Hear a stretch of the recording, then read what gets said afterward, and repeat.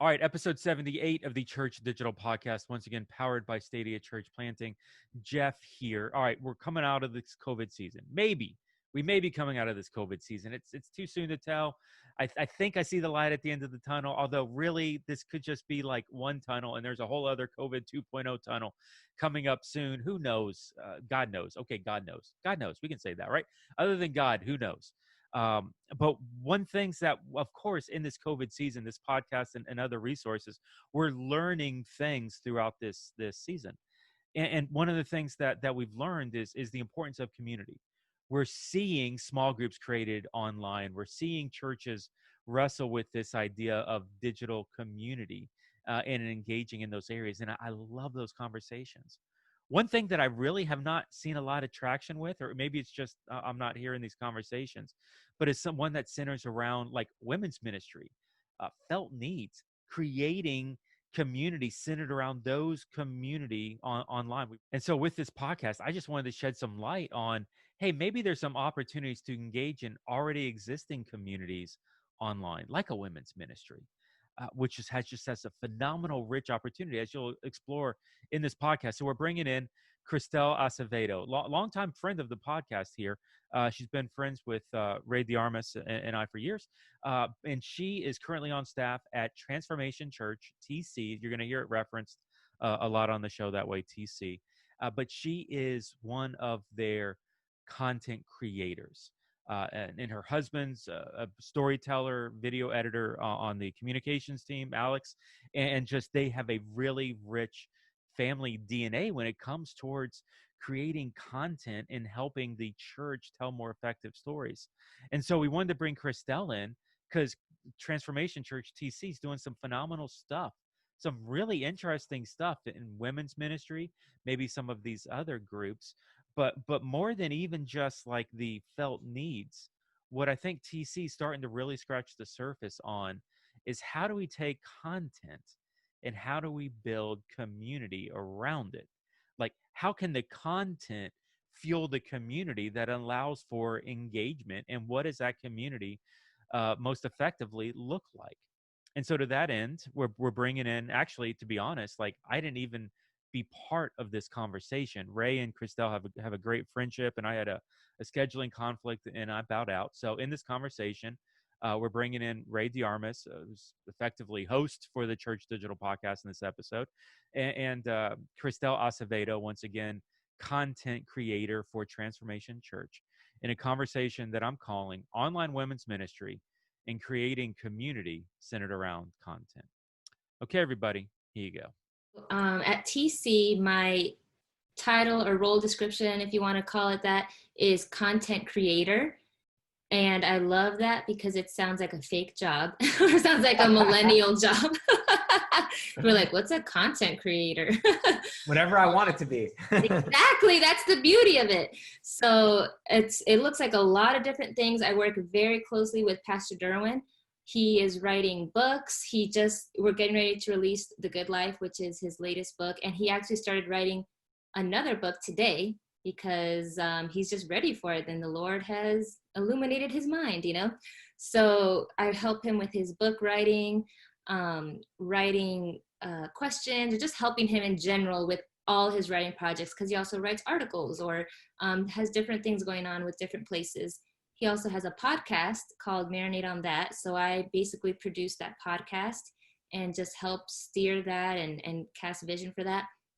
So that's all Pastor Derwin's side of things. The other part of my job is equipping and discipleship. So creating resources for our small groups or for individuals who are wanting to learn more about the Bible or learn more about what it means to be a Christian. Or a lot of all of our small groups are sermon-based. So we create a sermon-based study guide for all our small groups, and that's what they walk through so that they can, so we equip our group leaders to lead their groups. And we're in this space now where we're just trying to create a lot of digital resources and figure out what it looks like to disciple people online. So we've been on the front end of that, trying to figure that out and creating resources and content for that. Yeah, what really caught my eye is specifically what you guys have geared in towards women in the last few weeks, particularly with Vicky, because what Derwin does is great. And I think Derwin's got a vibrant personality, you know, and for those of you who don't follow him on Twitter or on Instagram or any of the socials, you should, because he really demonstrates like a pastor's heart and like how to shepherd people through some really tough topics online, which is great. Mm-hmm. But the other side of that is Vicky, his wife, and what you guys have really dug into here in the online space. Why don't you explain to everybody what you've been doing for the last few weeks? Yeah, definitely. And something that I love about Vicky is that she is just an amazing disciple of Christ in her own right. Most of the times when I introduce her to people, I don't say she's the pastor's wife. I lead with she's our executive directional strategist, because that's what she does. She's a very integral part of TC. And so she's also a very gifted Bible teacher. And I think for a long time, she was had her hands and her head and all these other things and couldn't focus on the teaching side of her giftings. And now she's just in a space where God has just called her and said, it's time. So we have been wanting to create a women's ministry. And this is something that we have been talking about pre-COVID. And so we were thinking about what does it look like to start a women's ministry at TC? Part of the tension is that our vision is to be a multi-ethnic, multi-generational, mission-shaped community. Therefore, we really focused on having all our groups be multi-ethnic, multi-generational. We didn't want to have all these like sub things like this is a group for just women, this is a group for just moms, this is a group for just, you know, dads who love motorcycles. We wanted it to just be all multi-ethnic, multi-generational. But we realized that we were just in a place now within as we have grown, we just celebrated 10 years, where we wanted to start a women's ministry and a men's ministry and still keep the multi-ethnic, multi-generational vision within that. So we had been talking about that, and we had been planning for our very first women's event, and then COVID happened. So we had to cancel it. So we said, okay, what are we going to do? Because we have all this momentum and all these plans, and we don't want to lose that. We don't want to lay that to the side just because we can't meet in person. So then we decided that we wanted to provide an online space for women for this ministry, which we're calling For Her, because it's for her, for anybody, any woman, any age, any ethnicity. And so at first, we did not realize how big this was going to be. And so we had planned to just host it on Zoom. And we thought it'll be fine. We'll have some, you know, a few women jump on. Vicky will teach. We'll go through the book of Esther together. No big deal. We opened up registration, and it was like the floodgates had opened up. And there were so many women who wanted to sign up. And it got to the point where we decided to cut off registration because it was too many women, and we were not going to fit on a Zoom call. Well, they didn't like that. And even, it's funny because Pastor Derwin said from the beginning, this is not how you guys meet. This is going to be big. There's going to be a lot of women who are going to want to do this, who are going to want to hear from Vicky, who are going to want to connect with each other. And Vicky was like, no, it'll be fine. And so, you know, we tried it, but then we realized it wasn't fine. So we had to pivot all of a sudden. And that's when we decided to use Facebook, and we created a Facebook group called For Her, and decided to host teachings, video teachings on there, create a watch party so that we could all watch together, be chatting. And then we created subgroups that would be like small groups. So we tapped like 21 women on the shoulder and said, hey, can you lead a small group? Because we all of a sudden we were just trying to like make it happen. And we have just amazing women servant leaders at TC. And so we created, I think, 21 or so small groups from that. So we had groups for those smaller small groups. And then, so then we would watch the teaching together, and they would go to their small groups for discussion time. At the same time, we still couldn't get all the women into small groups because it was too many women. And so we would host a chat within the large group for all the women who couldn't be in small groups. And that's just kind of how we've been running it. And that, I think last week was the final week of the Esther study. Okay. And now we're trying to see how we're going to move forward with this group. That's good. What was the strategy in capping the small groups? Like, what did you guys decide to cap those groups at that you were like, man, we can't fit everybody in a group? And what was the reasoning and thinking behind that? So Vicky's heart was really to keep the group small, because we realized that when a group gets too big, it's just not conducive for conversation. There's going to be people who don't feel comfortable to speak up in a larger group, and we wanted it to feel intimate and just like a little tiny family, you know? So we wanted to keep the group small. And then at the same time, there was only so many women leaders that we had, because we honestly, like, this was just like within a week, we had to just change our whole strategy from Zoom to Facebook and figure it all out. So we were able to find, like I said, I think 20 or 21 women to lead groups. And we wanted to keep at maybe like 12 women per group, which is still kind of big.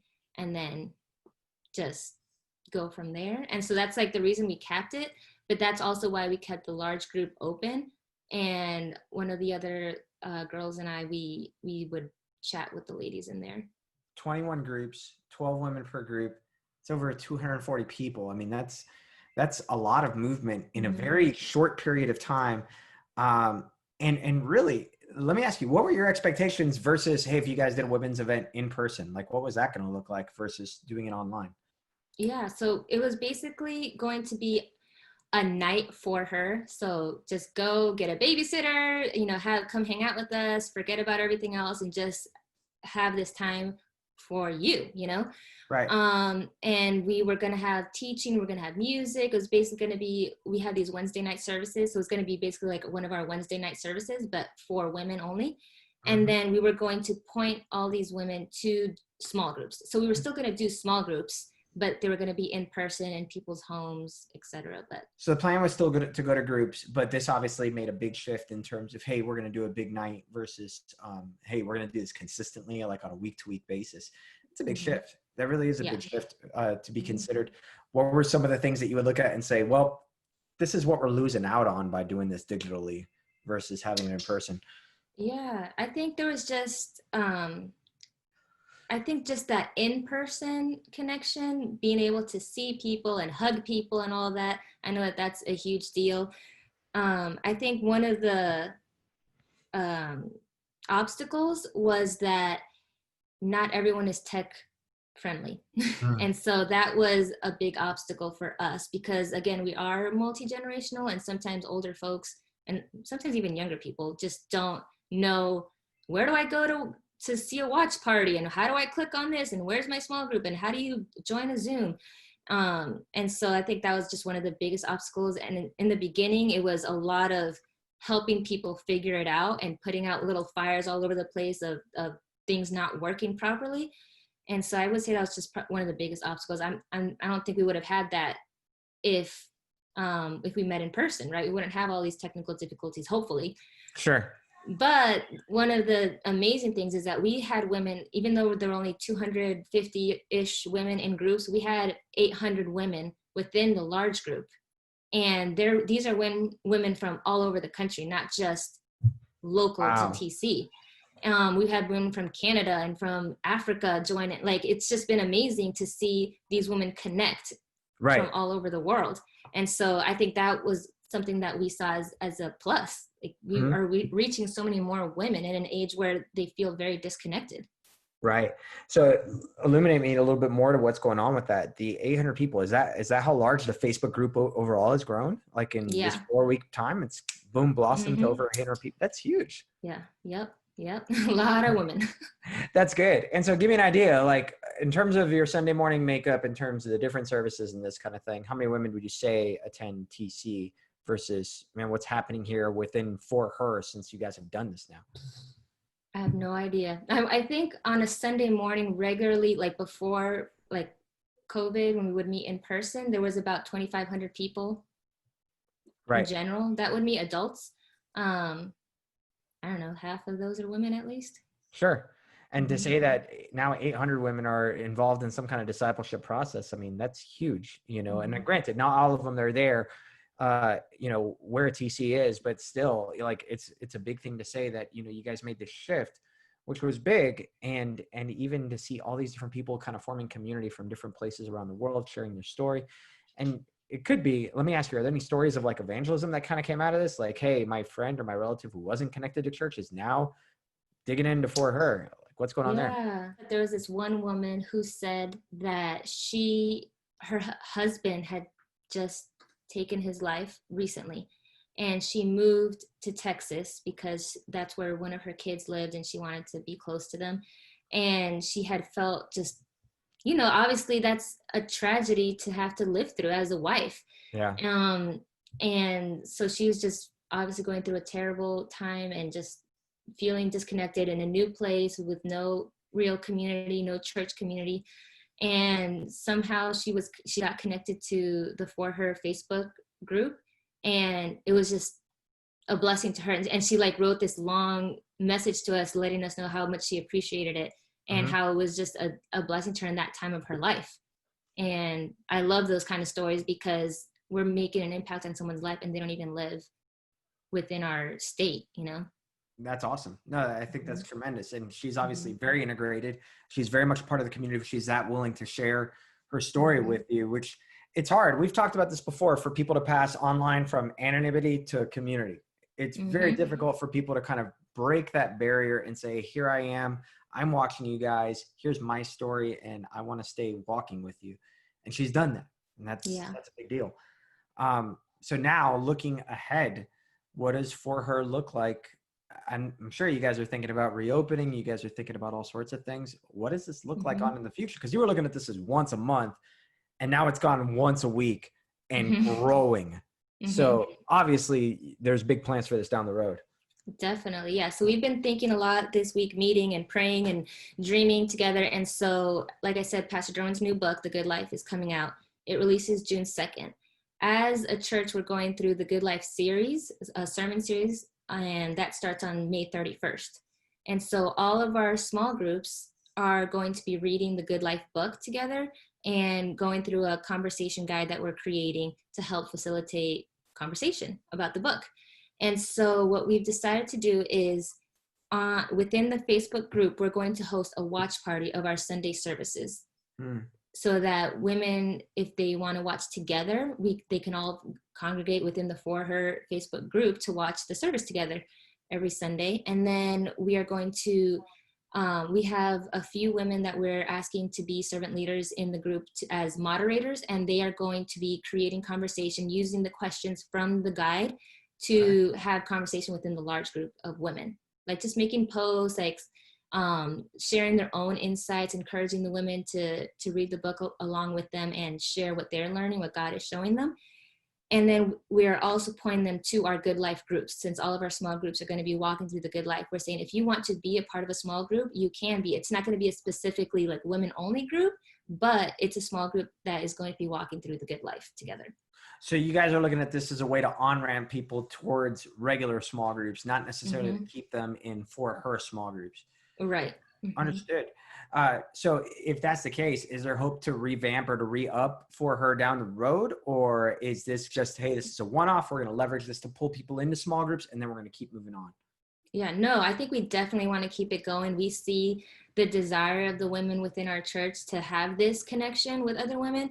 And so we want to keep the For Her Facebook page going. We're creating like a content calendar for the group specifically so that we can always be sharing things on there. And we want to be just creating that space. I think the more we engage on it, the more other women are going to engage, if that makes sense. And so we just want to keep it going. And then we're just asking God to show us, like, as we move, like we're taking it step by step. Like we did the Esther study together. Now we're going to go into the Good Life, and then we're going to see how it goes, how it moves in the fall as we begin to reopen and all of that. That's cool. That's really cool. And I know there's a lot of it that's still very ambiguous. Like we don't have a really well-defined sense of whatever kind of church future is going to look like anywhere, really. I know some churches have reopened, some have not. Some have not stopped meeting. They've just kind of worked through whatever guidelines are there. And even with small groups in particular, this is a pretty big struggle because everybody's talking about big church reopening. Nobody's talked about small groups reopening and in terms of what that's going to look like. How much of that do you feel like in the immediate is going to continue to be digital at TC, and how some of this is going to be effective? Oh, yeah. No, everything. We're encouraging all our small groups to keep meeting online throughout the series, the Good Life series, which is an 8-week series. So, I mean, we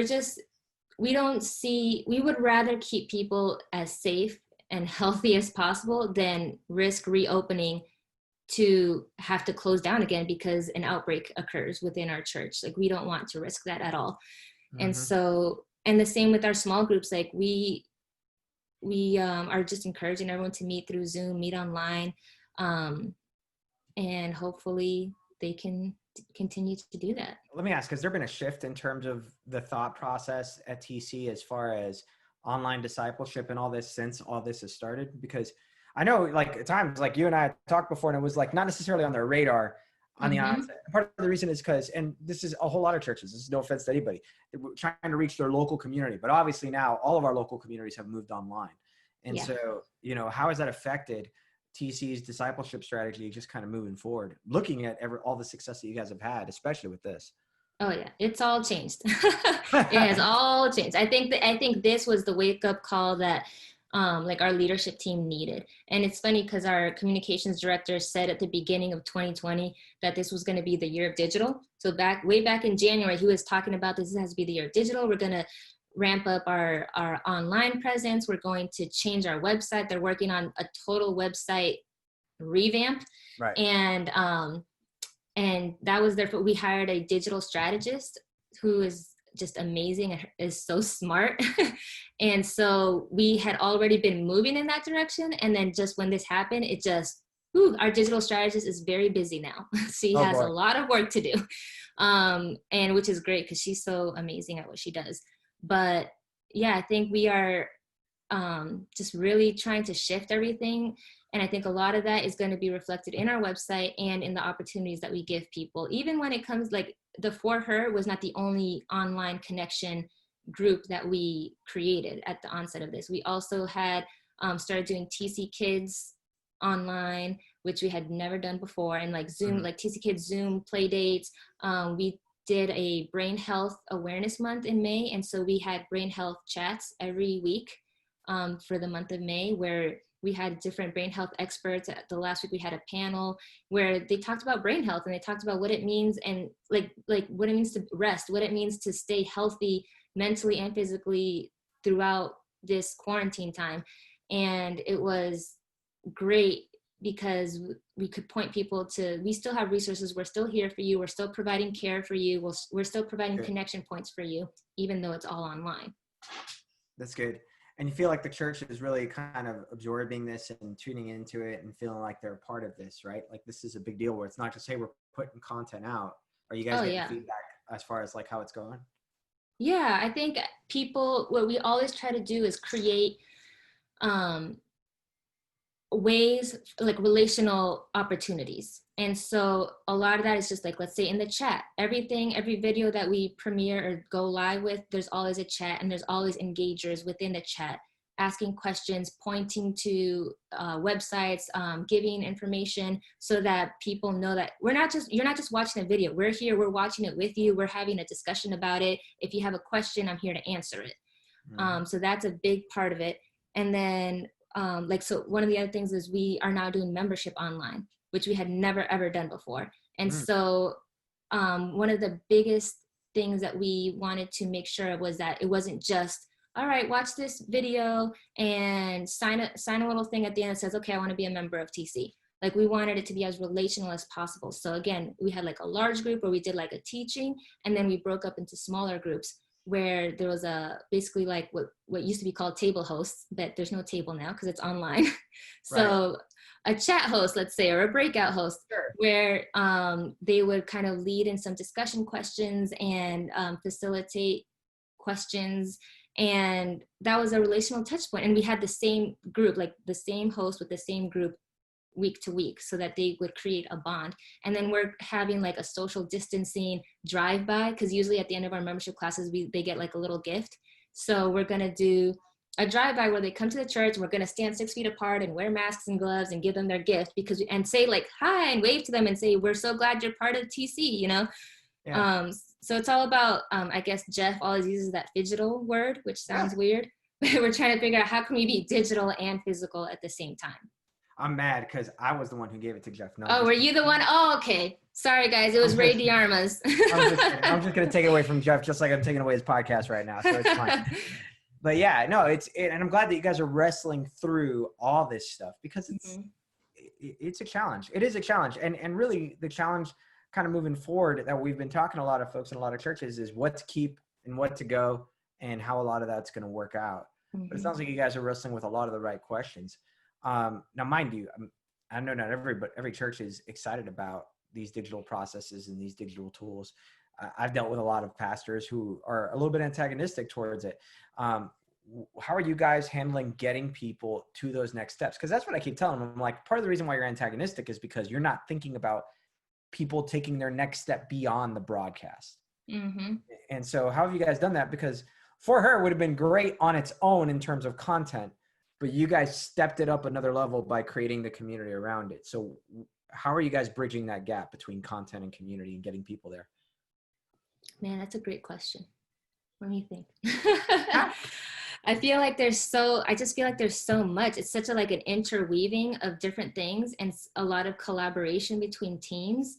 I think it's always, so we have like even a care connection card, let's say, or a connection card that we do that, like the regular connection card that you do on Sunday mornings usually, but we have like a digital version of that. And beyond that, we have a care version of that. So we create these forms, these cards that people can fill out, and that just doesn't go into outer space. Like that goes to a person that reads through them and then makes contact with them, whether that's email or phone or a Zoom call. And so we are still trying to, like, we respond to every email, we respond to every phone call. I know that, like, unfortunately there's some churches that are not that way. Like someone sends an email and it just goes somewhere and then people ignore it. But we don't do that. Like we really care. Like we really respond to every single email, And so I think that's a huge part of it. And I think even when it comes to social media, because I'm really involved with our social media as well, I'm very passionate about responding to every comment, every message, every DM that we get, because I want them to know that that we are a family, that we are here for you. We're not just wanting you to consume our content. We want to help you in your discipleship process or in your life. No, that's helpful because a lot of people, especially people who are obviously connecting with you guys online, if they're connecting to you, it's because they are longing for that piece of community, right? They're not just connecting simply because they dig your podcast or they dig Derwin or they dig Vicky and the stuff that you guys are doing, but it goes a step beyond that.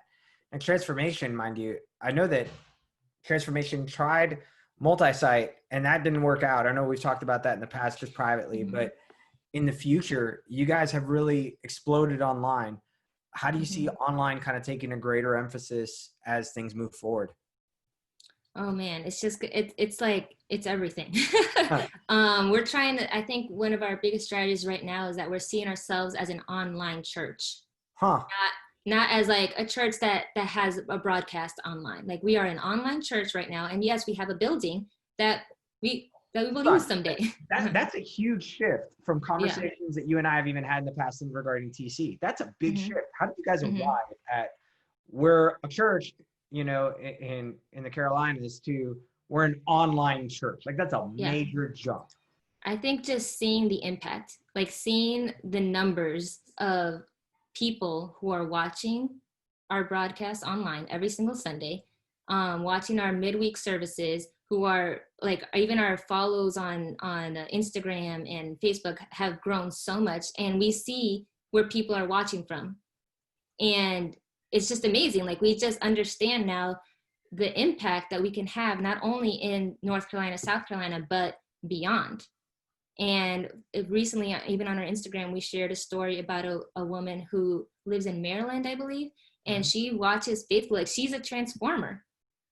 So she does not live in North or South Carolina, yet she's a part of our family. And so we wanted to feature that story to show people, like, you see, like, it doesn't matter where you live, you can be part of our TC family. See, I know this is true because my mother-in-law is now a self-proclaimed transformer. I know. Like she's loving it. She's digging it. Yeah, I know we talked on the phone the other day. She's like, I'm a transformer in Miami. I'm like, yeah, girl, we're gonna do Miami campus, TC Miami. I like that. She'll be the first one to show up for sure. There's no question about it. But that is the power that you guys have created this great community. I mean, granted, it did start with phenomenal content. There's no question about it. It's great content, But then there's the community that's created around the content that really makes it more compelling. Yeah, For sure. I think showing people that when you show people that you care and you show people that you're willing to walk with them and willing, like, if someone messages us about, I'm struggling with this or that, we don't just say, okay, we're praying for you. We say, okay, please, fill out this connection card. Someone from our team is going to be in contact with you. And then they email them or they call them. And then we set up a Zoom care meeting with one of our care shepherds. Like, we walk them through it. We don't just abandon people to be like, oh, did you watch Sunday? Okay, cool. See you next week. Like, we want to see people all throughout the week. That's awesome. That's really good. How else are you guys keeping that contact throughout the week? Because that's a challenge for a lot of folks. Mm-hmm. I mean, I think that always social media, where we update every day, and we encourage people to interact on there. The For Her group has shown us that it doesn't have to be just a For Her group. We can have groups about anything and everything. And so I think that's probably a move that will make more Facebook groups, because there's more engagement within groups than on pages. Ooh, talk about that. that. 'Cause I agree. Talk about that. Why do you think that's the case? Okay, well, this is something that I learned from Nona Jones, who works at Facebook. She's like their faith initiative partnership person. Anyways, she's a genius, and I've listened to a lot of her talks, and she always says how Facebook pages are more of like a drive-by, like it's like your front door, and people just kind of like see what this is. Oh, this is Transformation Church. Oh, okay, okay, cool, see you later. But groups are where people get into community and get connected. And so it's just easier. It can be smaller. You're going to receive more engagement within a group than on a page. And so, and you can, I don't know, there's just something about a group. It feels safer. It feels more intimate. It feels closer than a page. A page is more public than a group is. Yeah, the thing I've noticed about groups within this is the user's ability to add content to it, which is good and bad, like depending, right? Well, yes, we learned that. I mean, I've seen some weird, horrific content that as an admin, I've had to like, no, we're not doing that. We're not doing that here, or we're not promoting that, or no, you cannot promote your multi-level marketing scheme here on our Facebook group. But it's definitely been an opportunity though for people to drive content and even to give feedback in a good way. Like a lot of people take feedback as, oh, they're going to do the negative thing. They're going to say, well, why doesn't our church do this? Why don't you guys do that?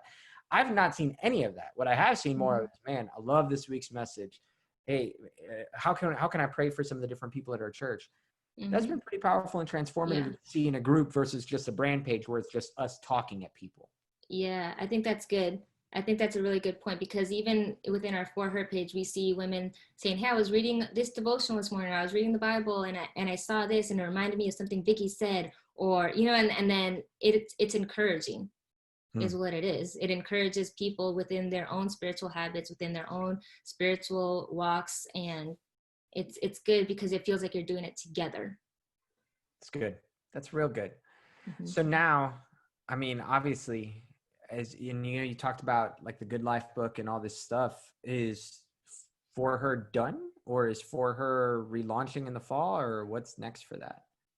No, I mean, I don't think it's done at all. This is something, like I said, that we were planning even before all of this happened. And this is something we have a vision and a passion for. And so it's definitely not done, and it will keep going. Like right now, it's going to look differently than how it did while we were doing our Esther study. Now it's more the Good Life, and it's more us as a church, coming alongside Pastor Derwin as he's releasing this book that we all like love and believe in. And then from the fall, then we'll see, where it goes from there. That's really good. And something that I'm hoping to see, and mind you, she's being really humble. I'm hoping to see Kristel start teaching it For Her online. I'm really looking forward to that kind of stuff. I know she's not going to tout her own content, but I'm telling you right now, she's a gifted Bible teacher. And I think she would do a phenomenal job at it. So that's just me. Thank you, Pastor. Welcome. Hey, look, I got a long history with Kristel, and I'm very, very happy to see you leading people here online and to really be driving this at Transformation, because what I had seen a lot of in the past, and this isn't a critique, it was just an observation, was just some hesitancy, because there had always been this ability to have this kind of influence online from Transformation. And now that I see them embracing it, I just love it. Yeah. Phenomenal. And I see it's a driving factor in it. Yeah, I believe that too. And I'm so thankful to see it. You know, my husband, Alex, also works at TC in the communications. He's so gifted at storytelling through video and photos and all of that. And so he's also very passionate about this. Like we have to do things online. We have to like tell these stories of what's happening and put it out there. And so having him, having our communications director who called 2020 the year of digital before COVID even happened, You nailed it. having our digital strategies, like where God is building this team. Like God knew what was happening even before we knew what was happening, and he was already putting people in the right places. And it's just like our eyes were all opened, and everyone's eyes were open to like, okay, this is happening. And we're seeing so many more opportunities come because we have started opening up the ideas of like, what does it mean to be an online church? What does it mean to go digital? And so we just see so many opportunities coming, and we know that's God doing his work. So anyways, now to land the plane, Kristel, you know, do you have any closing thoughts as to how you would encourage churches to move in digital strategy and digital discipleship in this kind of direction as to what you guys have done for women? I mean, it's powerful. It can feel overwhelming, especially if you're not well-versed in digital and online and all of that. It can definitely feel overwhelming, but there are so many people within your church who know how to do this. Like there are younger people, or maybe even like moms are amazing on Facebook. Like you don't even know, there's so many mom Facebook groups. They know how to run it like better than anyone else I know. You know, there's like younger people who just have like a knack for it. You know, there are people within your church who know, even if you don't know how to do it, there's somebody in your church, even if it's one person, who knows how to navigate online spaces very well. So it's time to tap them on the shoulder and say, please help me. Like show some humility and be like, okay, I don't know what I'm doing. Please help me with this. And they'll do it. They'll be so excited and they'll love to help navigate this new arena for you. I think that's like step number one. Like, and if not, then ask God, you know, pray and ask him to show you who that is, or to bring that person to your church, because I promise you, there are so many people out there who know what they're doing when it comes to this. That's so good. That's so powerful. And I agree. You know, if you're out here listening and you're thinking to yourself, well, this is great, but I don't have a dynamic speaker, or I don't have the kind of personality that Transformation has on either men or women's side, how in the world can I get started? The reality is your willingness is kind of the first place to start. And if you're a regular listener on the Church Digital, we talk about this all the time. It's okay to fail. Like it's okay to mess up in this space, in the sense of, hey, I tried something and it didn't work out, but get back up and try again. Because as we're seeing here and what's happened at Transformation, this wasn't planned. Nope. Yeah. Nobody went into this saying, hey, this is going to be a sensation. We're going to get 800 women into a Facebook group and over 250 women involved in small groups in 4 weeks. There was no plan that kind of went into this in motion, but there was the willingness to say yes to God. And even when the plan on Zoom fell apart, there was the willingness to get up. And that wasn't even the last fail, because we had other fails after that, and we had to regroup and like I think the very first week that we had the video teaching, we said we were going to do individual watch parties in all of the different small groups. That was a fail, because so many people were like, how do I do this? Where do I go? I don't understand. And so we had to just simplify and be like, one watch party in the large group, then go to your small groups, you know? So you something Pastor Donald says is sudden change, which I guess is a football thing. I don't know. What was that? What was that again? Sudden change. Sudden change. Okay. Yeah. Like, it's just like something happens. Now you have to rethink your whole strategy. It's a sudden change. So just move and just do it, you know? So that's what we had to do. That sounds good. And that kind of, I think that exemplifies maybe church ministry in general, but definitely church online is sudden change is just part of the norm. And it's tough to embrace, but it's definitely something that needs to be embraced, especially when we're in the business of faith and working for God, because every hero I've ever had in the Bible has had to deal with sudden change. So, oh yeah. Yep. Very cool. Well, Kristel, thanks so much for taking the time to join us on the Church Digital podcast. Look forward to having you again, because I definitely want to talk about in the future as to after you've opened and what's happening in terms of Transformation Church being an online church first. That I'm sure is going to take on a whole lot of other meanings come the fall and come on into 2021. So look forward to hearing from you guys again. That'll be great. Thanks, Ray. I love you guys, and I love this podcast and everything you guys are doing. So thanks. Thank you. And then make sure if you're listening to go pick up a copy of The Good Life when it comes out, because it's going to be awesome. There it is. Yes. By Derwin Gray. Yes. Phenomenal pastor, has a lot of great things to say, and definitely is very engaging online. And then follow at Kristel Ace. She's a great follow. Make sure and plug in with her. All right. That sums it up here. My name's Ray. I'm here for The Church Digital. We'll see you all next time.